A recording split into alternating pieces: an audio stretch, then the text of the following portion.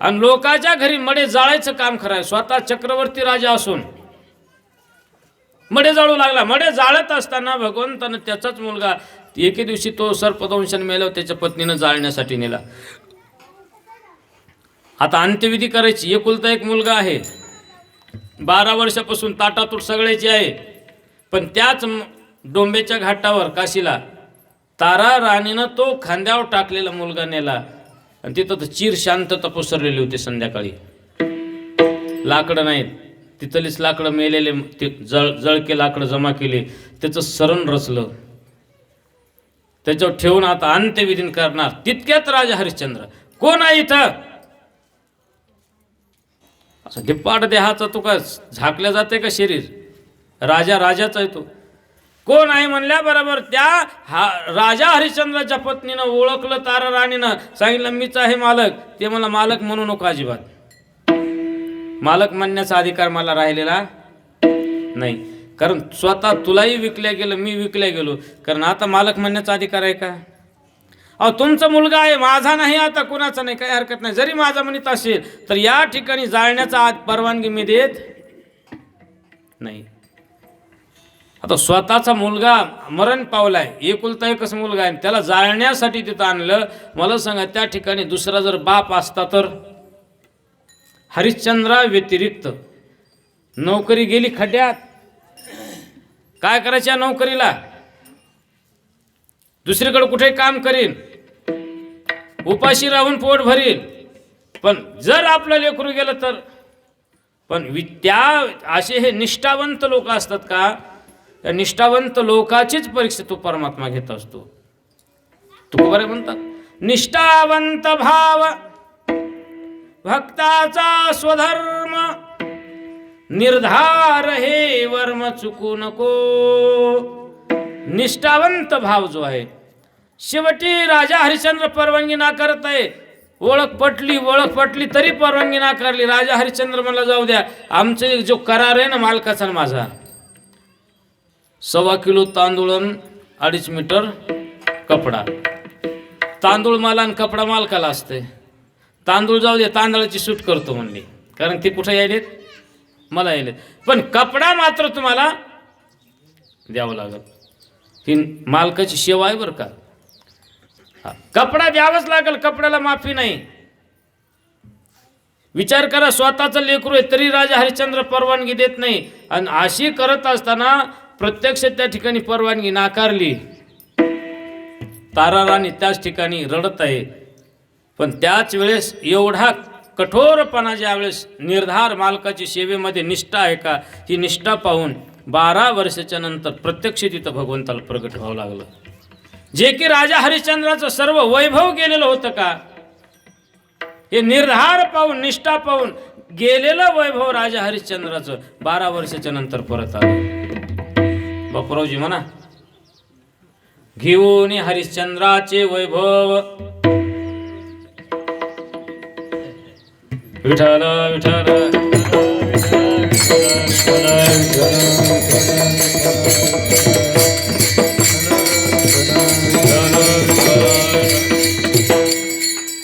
म्हणते ते, पण आज ते कशाच्या तरी जरा रेंज मध्ये नाहीत ते, त्याच्यामुळेच मी द्यायला म्हणलं ना. कारण नाटाचे अभंग म्हणलं तर खूप पाठांतर आहे त्याच्याकडे. त्याच्यामध्ये वर्णन केले, घेऊन हरिश्चंद्राचे वैभव, राज्य घोडे भाग्य सर्व. हे सगळं जे काही आहे का, राज्य घोडे भाग्य सर्व भगवंतानं घेतलं. पण विचार करा, मालकाचं काम इमानदारीने केल्यामुळं 12 वर्षाच्या नंतर नोकर राहिलेला राजा स्वतः पुन्हा काय झाला? मालक झाला. हीच विष्णूची महापूजा, हीच विष्णूची महापूजा,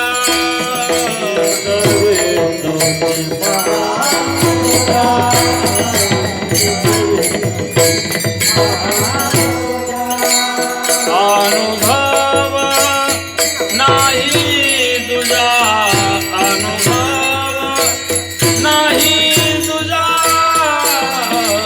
हीच विष्णूची महापूजा, हीच विष्णू विष्णूची महापूजा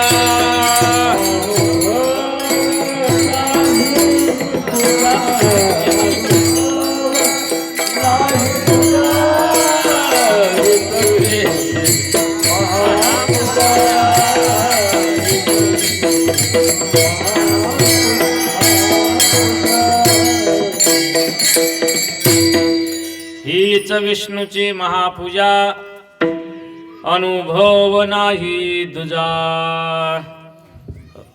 कोणती तर स्वामी काज गुरु भक्ती स्वामीचं कार्य करणं ही स्वामीचा तो धर्म स्वामी जाणे स्वामीचा तो धर्म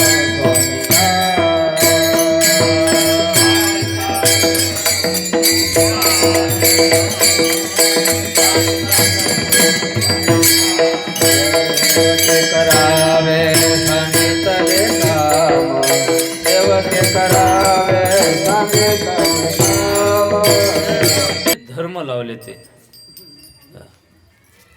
महाराजाने अगदी तंतोतंत कारण महाराजाला कारण माहित आहे ना त्याला मला कुठं काय लागते ते त्यांना माहित आहे म्हणून सेवके करावे सांगितले काम स्वामीचा तो धर्म स्वामी जाणे मालकानं मालकाचं काम करावं आपल्या नोकरानं नोकराचं काम करावं मालकानं सांगितलं ते वरच्या ढेलात पाळी घाला सोयाबीन येते ते पण पाळी घाला गडी मला अक्कल आहे का तुम्हाला काही पाळी घाला म्हणायला अहो इथेच सोयाबीन आहे सगळं सारखं आहे कोणाचंच आपल्या तिकडं शिवारात नाही आणि तुम्ही पाळी घाला म्हणालात मालक म्हणलं तुला काय करायचं मी पाळी घाल म्हणालो ना पाळी घाल स्वामीचा तो धर्म स्वामी जाणे सांगितलं का गड्यानं ते करावं नाही तर मालकाच्या पुढं गड्यानं जाऊ नये मालकाला ज्ञान शिकवीत बसू नये विचारला सल्ला अगदी योग्य द्यावं पण मनानं ज्ञान शिकवीत बसू नये म्हणून तशा प्रकाराने हीच विष्णूची महापूजा अनुभव नाही तुझा पहिला मुद्दा झाला दुसरा मुद्दा गुरुभक्ती गुरुभक्ती आहे गुरुभक्ती ही सर्वश्रेष्ठ भक्ती आहे गुरुभक्ती सर्व ज्ञानोबा ज्ञानेश्वरीमध्ये म्हणतात जानते न गुरु भजिजे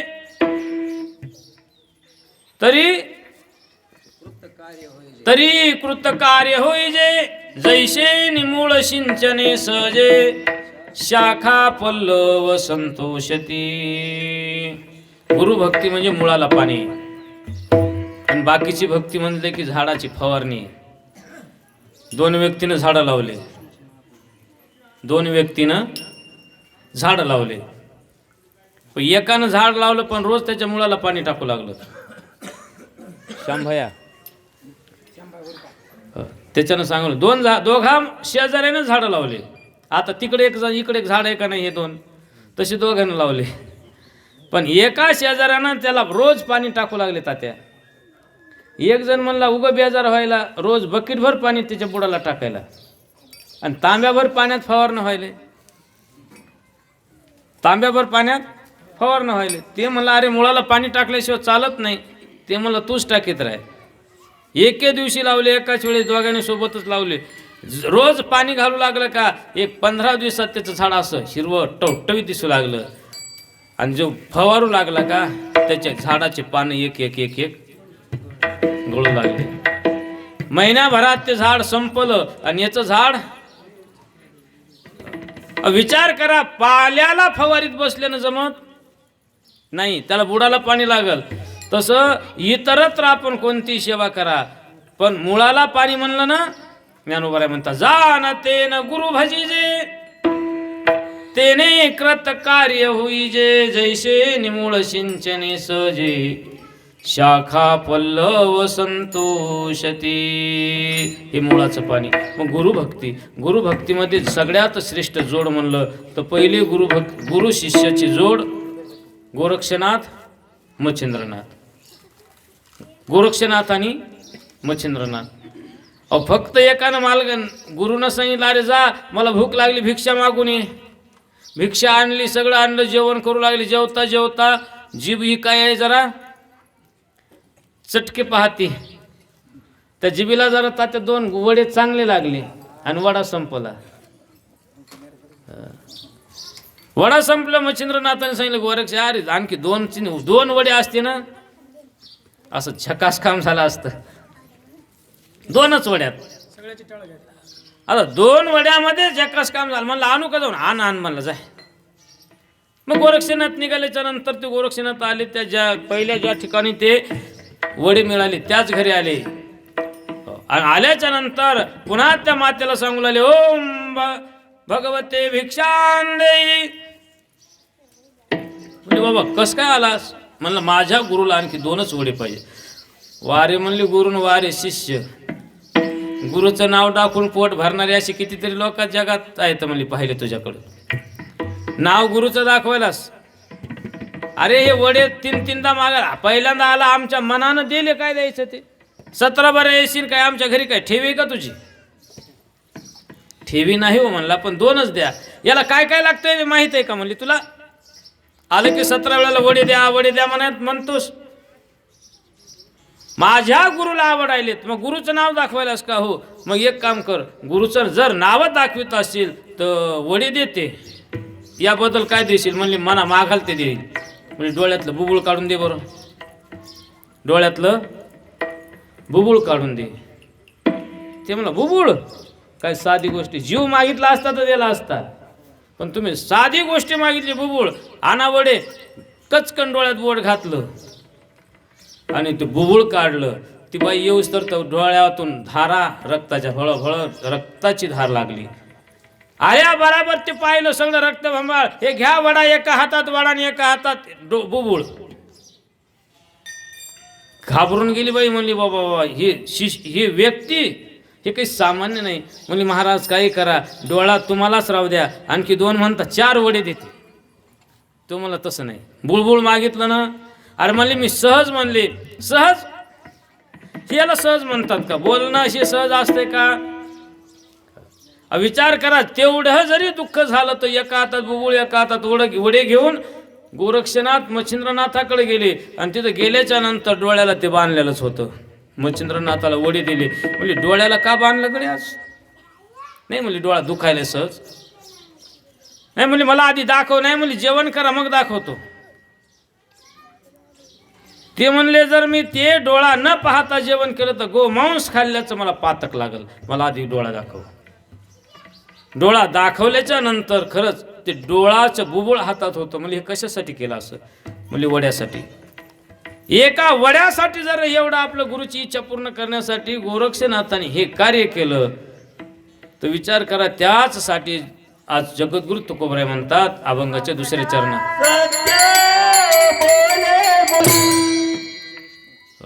डोळा द्याला तर विचार करा गुरुची इच्छा पूर्ण केली. त्यासाठी जगद्गुरु तुकोबराय म्हणतात हीच विष्णूची महापूजा, अनुभव नाही दुजा. स्वामी काज हीच विष्णूची महापूजा, गुरुभक्ती हीच विष्णूची महापूजा. आणि 3रं उदाहरण देऊ लागलेले. तर एकदा भजन करा. विठ्ठल विठ्ठल.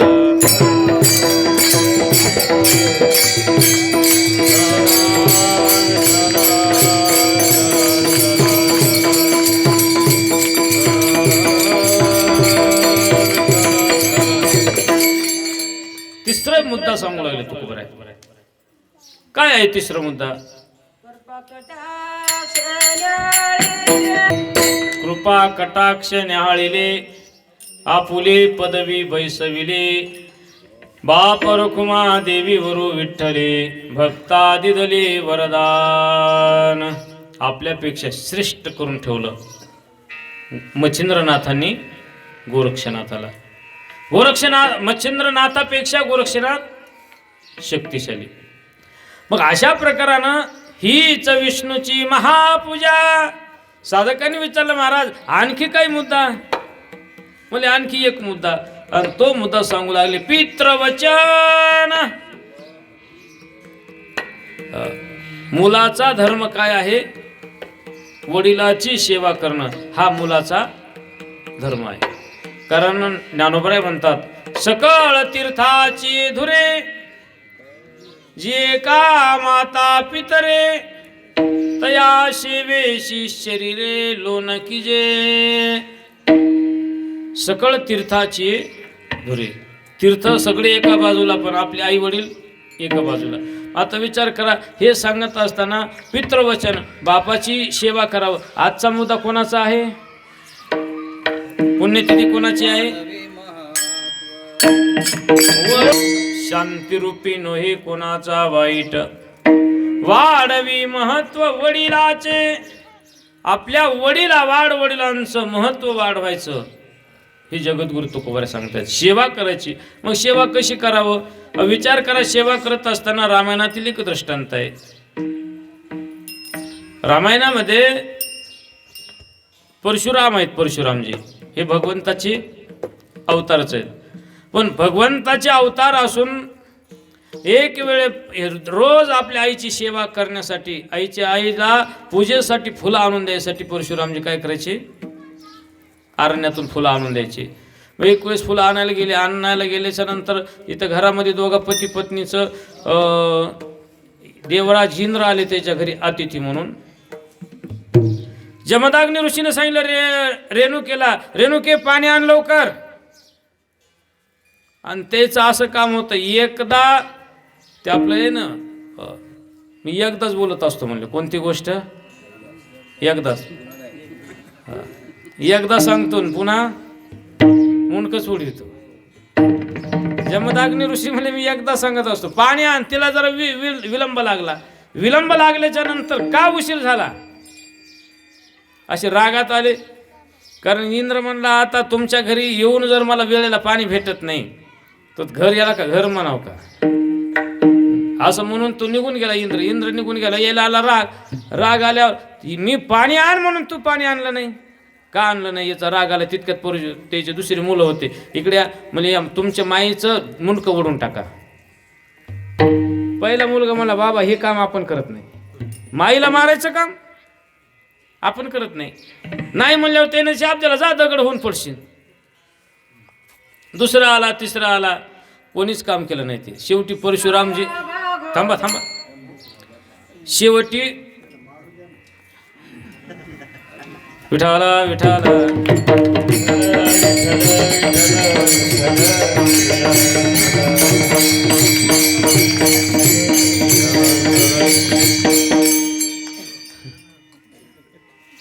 शेवटी परशुराम आले. परशुराम आल्याच्या नंतर, कारण का शिकार येणं बाण लागणं दोन्ही संघ झाले, शिकार साध्य होती. नाही तर ती तिकडंच लांब, हा वावभर लांब, आणि आपण मारल्याच्या नंतर निघून चालत ती गेली शिकार पुढे. दोन्ही संघ झालं पाहिजेत ना. दोन्ही संघ झाले तर शिकार बी होते आणि त्याला शिकार गवसती, त्याचं पोटही भरतंय. विठाला विठाला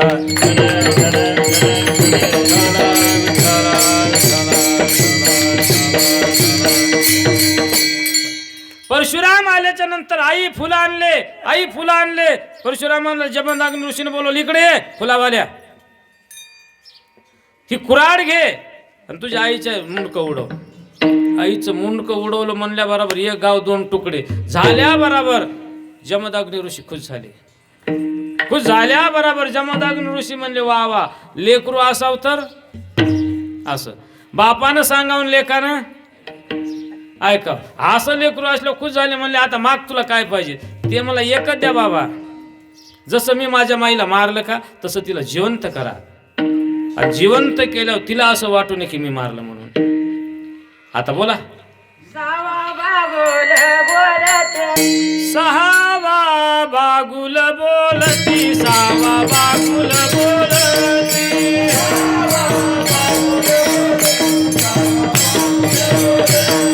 नाम परशुराम म्हणते, नाम परशुराम म्हणते.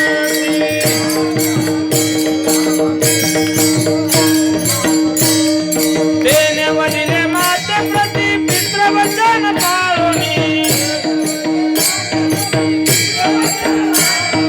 तेने वडिले माते प्रति पितृवचन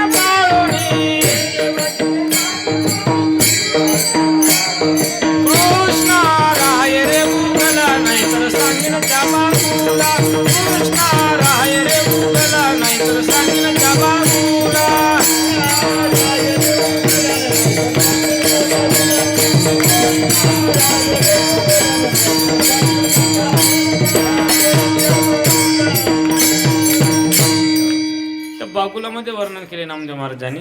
सहावा बागुल बोलती, सहावा बागुल बोलती, नाम परशुराम म्हणती, नाम परशुराम म्हणती, तेने बदिले माते प्रति पितृ वचन पाळोनी, कृष्णा कृष्णा राहे रे उगला, नाहीतर सांगीन त्या बागुला, तेने वधिले माते प्रति पितृवचन पाळोनी. बापाचं ऐकलं, माईला मारलं, आणि पुन्हा बाप प्रसन्न झाला तर माईला जिवंत केलं.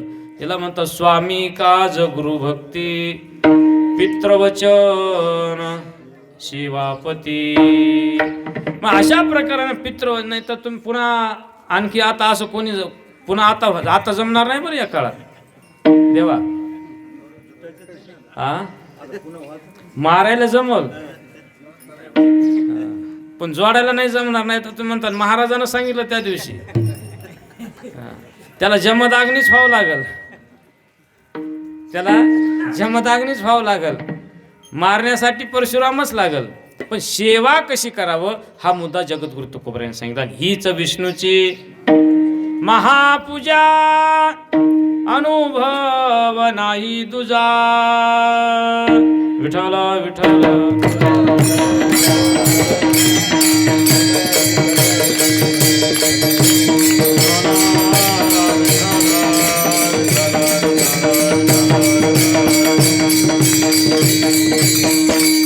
आता एक या चरणातला एक मुद्दा राहिलाय. सेवापती, पतीची सेवा. स्त्रीचा धर्म काय? पतीची सेवा करणे. कारण जगद्गुरु तुकोबराय म्हणतात पतिव्रता नेणे अनेकाची स्तुती.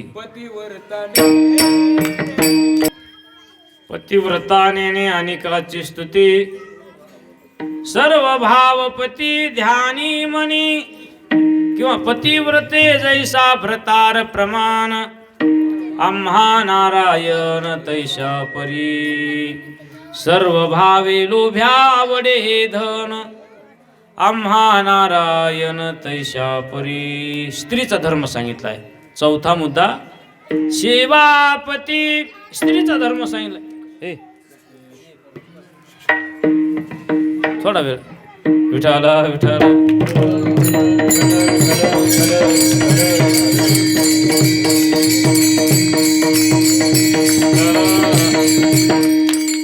स्त्रीचा धर्म तुकोबरा सांगता. स्त्रीचा मुख प्रत्येकाचा धर्म सांगू लागले.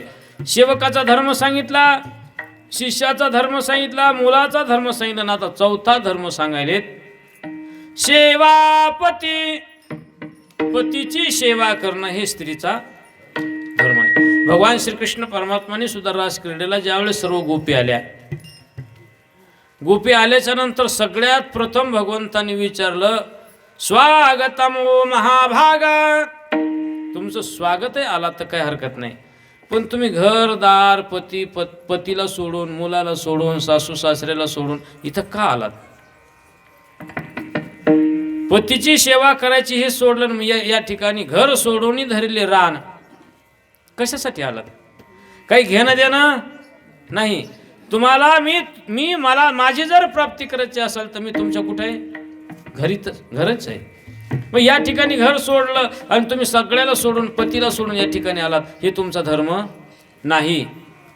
तुम्ही आता परत जा आणि आपल्याच घरातील कुटुंबातील आपल्या पतीची सेवा करा, सर्वांची सेवा करा. मी तुम्हाला तिथंच आहे. त्या म्हणले आम्ही जात नाहीत. गोपी म्हणले आम्ही जात नाहीत. म्हणले कशामुळं? म्हणले आम्हाला एकदा तुम्ही जर भेटलात, आता नश्वर संसाराची आम्हाला आसक्ती नाही. भगवंतानं सांगितलं तुम्हाला नश्वर संसाराची आसक्ती नाही, हे तुम्ही तोंडानं बोलायला खरं आहे, पण माझी प्राप्ती झालीच हे तुम्ही कशाहून जाणणार? कारण तुम्ही जर तुमच्या सेवेला जर सोडून आलात तर माझी प्राप्ती होत नाही. मग भगवंतानं तिथं एका पतिव्रता स्त्रीचा दृष्टांत सांगितला. स्त्रीनं पतीची सेवा कशी करावी रासक्रीडेच्या प्रसंगामध्ये, दशमस्कंदामध्ये भागवताच्या दशमस्कंदातील रास क्रीडेच्या प्रसंगामध्ये भगवंतानं सांगितलं, एक स्त्रीचा पती नित्य व्यापार करायचा, कापडाचा व्यापार त्याचा, आणि तो डोक्यावर कापड घेऊन पायी प्रवास करायचा आजूबाजूची खेडे. 8 दिवसाच्या नंतर तो व्यापार करून करून करून थकला आणि घरी आला. आल्याच्या नंतर त्यानं जेवण केलं आणि रात्री तो झोपला. थंडीचे दिवस होते. मालकाचं डोकं त्या बाईच्या मांडीवर आहे. मालकाला झोप लागली, 8 दिवसात थकून गेलेला होता, झोप लागलेली आहे. आणि तेवढ्या वेळात एका दुसऱ्या बाजावर एक लेकरू आहे लहानसं. त्या बाजाच्या जवळ खाली थंडीचे दिवस होते म्हणून थंडी वाजू नये म्हणून विस्तवाचं एक टोपलं ठेवलेलं होतं. आता विचार करा, तेवढ्या वेळात ते लेकरू, मालकाचं डोकं आपल्या मांडीवर आहे आणि ते लेकरू आता गडबडीनं उठलं आणि असं उठून इकडून इकडं पडणार, तर ते खाली पडलं तरी कुठं पडणार? विस्तवाच्या टोपल्यात. मग आता लेकराला धराव का मालकाची झोप मोडाव? लेकराला धराव तर मालकाची झोप मोडते, आणि मालकाची झोप नाही मोडू द्यावं तर लेकरू पडते. मग आता नेमकं करायचं काय? हा प्रश्न तिच्या पडला. आणि तेवढ्या वेळात ती म्हणली काही होऊ दे, आता पडू दे लेकरू, पडत, पण मालकाची झोप मोडत नाही. आणि तेवढ्या वेळात खरंच ते लेकरू असं एका अंगाडून दुसऱ्या अंगाडून झालं आणि खाली विस्तवाचं टोपलं होतं का, दंदिशी त्या विस्तवाच्या टोपल्यात पडलं. किती भाजून गेला असं, कवाहाराचं टोपलं होतं. पण जसं लेकरू त्या विस्तवाच्या टोपल्यात पडलं, त्या लेकराचा विस्तवाला स्पर्श होणं आणि विस्तवाची गार राख होणं, ही काय आहे? ही शक्ती कशाची आहे? पतीच्या सेवेची. ही कोणाला जमत नाही बरं. असं कोणी म्हणेन आम्ही असं करू. एकदा नाही का, एक बाई एका स्त्रीचा मालक बाहेरून आला आणि बैठकीत बसला. 2-4 जण होते शेजारी, काही मित्रमंडळ काही, आणि तीच घरात साळी कुटू लागली. साळी कुटता त्यानं आल्या आवाज दिला, अरे पाणी घेऊन या. शेजारी होता बरं का ते सोबत. पाणी घेऊन या म्हणल्या बरोबर तिनं त्या बाईनं असं मुसळ जे वर होतं का असंच सोडलं. ते मुसळ असंच उभं राहिलं आधार. त्याला आधार कशाचाच नाही. उठलीन पाणी दिलं. ये ना बैठकीत बसल्या पाहिलं, म्हणलं बाप्पा मुसळ आधार, एवढा जर मुसळ आधार आहे, काय शक्ती असेल. म्हणलं आपण मी आपल्या घरी उद्या तेच करू.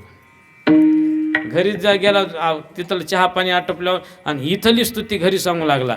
काय म्हणला त्या बाईचं काम मानावं म्हणलं तिला. आणि स्त्रियाची अशी अवस्था आहे, आपल्या पत्नीजवळ दुसऱ्या स्त्रीची स्तुती करावं फक्त, कडाडून पेटते ती, कडाडून. हीच कडाडल्यासारखं ती म्हणली वा वा वा, त्याची स्तुती करायला मी का कमी आहे का? नाही, मला वाटलं तू कमी नाही ना. मग तिचं काल मुसळ उभं राहिलं, तुझं राहील का? म्हणली मला का तुम्ही असं समजायलात का? या उद्या तुम्ही, मी साळी कुटेल आणि तुम्ही म्हणा बैठकीत बसल्या पाणी घेऊन या. पहा जर नाही मुसळ उभं राहिलं तर मला काय म्हणा. त्याच्यानं सांगली सगळ्याला. मग दुसऱ्या दिवशी तो गेला. तसं गेल्याच्या नंतर त्याने मित्र नेले जमा करून. हे जाणून बुजून गेले बरं का. आता सहज झालेलं काम आणि जाणून बुजून केलेलं काम. आता हे जाणून बुजून गेले, याला आपलं प्रदर्शन दाखवायचं होतं आणि पहिला गेला त्याला काही माहीत नव्हतं. सहज गेले, सहज त्यानं आवाज आला, तिच्यामध्ये तशी वृत्ती होती, ते काम झालं. हे दुसऱ्या दिवशी मुद्दाम गेला असंच 12 वाजता तात्या म्हणजे आता जेवायचा टाईम झाला, आता सहज पाणी पिऊन जाऊ. गेल्या बरोबर बैठकीत बसले आणि आवाज आला मुद्दाम, अरे काय करायला, पाणी आणा. आले म्हणल्या बरोबर खाली मुसळ होतं, तिनं असं वर केलं, फेकलं आणि निघाले. ते मुसळ उभं राहणं तर वेगळंच, जे पडलं म्हणता डोसक्यात भळ कपाळ फुटलं आणि रक्त चक्कर येऊन तिथं खाली पडली. का मुसळ उभं राहिलं आणि तिला दवाखान्यातच न्यावं लागेल त्याला. मुसळ उभं राहिलं नाही. मग तुकोबराय म्हणतात, एवढी जिच्यामध्ये शक्ती आहे ती पतिव्रता. आणि अशा स्त्रीचं ज्या दिवशी दर्शन झालं त्या दिवशी तो दिवस काय म्हणावं? धन्य म्हणावं. धन्य पतिव्रता माऊली, जिची देव मानती बोली, तिचे होता दर्शन. मिळे पोट भरी अन्न हीच विष्णूची महापूजा विठोबा रघुमाई गोपाल कुमार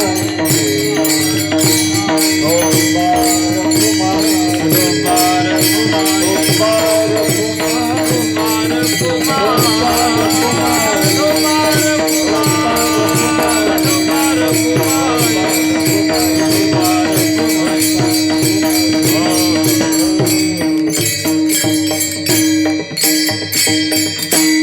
स्वामी काज गुरुभक्ती पितृवचन सेवापती हीच विष्णूची महापूजा अनुभव नाही दुजा. हे 4 मुद्दे सांगितले. एक जण म्हणला महाराज आम्हाला गुरुभक्ती करणं होत नाही. दुसरा म्हणला महाराज आम्हाला मालकाची सेवाही करणं होत, मी कामालाच नाही कोणाच्या, तर मी कोणाची मालकाची सेवा करू. ठीक आहे म्हणले महाराज. तिसरा म्हणला महाराज आमचे आई वडील गेलेत, मग आता कोणाची सेवा करावं. आता विचार करा तात्या, ही सेवा आई आहे तो वडील आहे तोपर्यंत ती आहे, आणि गेल्याच्या नंतर सुद्धा ही सेवा आहे. आणि ज्याला करणंच होईना ते मला आपल्याच्यानं करणं होत नाही. चौथी एक स्त्री गेली, ती म्हणली महाराज आमच्याच्यानं जर अशी पतीची सेवा नाही झाली आणखी काही दुसरं त्याला साधन आहे का. तो देव प्राप्त करण्यासाठी, त्या चौघायचं समाधान करण्यासाठी तुकोबर यांनी 5वा मुद्दा सांगितला एक. ते जर जमत असलं तर करा. 5वा मुद्दा सांगितला त्या सगळ्याला. एक काम करा, या मुखानं खरं बोला, दुसऱ्याच्या दुःखात दुःख माना आणि दुसऱ्याच्या सुखात सुख माना. जमते का. बोले मुखी दुःख रे आणि काचे दुःख. सत्य बोले मुखे दुःख वे आणि काच्या दुःखे हीच विष्णूची महापूजा अनुभव नाही तुझा. या मुखानं काय करायचं, खरं बोलणं. खरं मग कुठेही जाऊ द्या खरंच बोलायचं. आणि खरं बोलल्याच्या नंतरच काय होईल, मग देव मिळणं हीच विष्णूची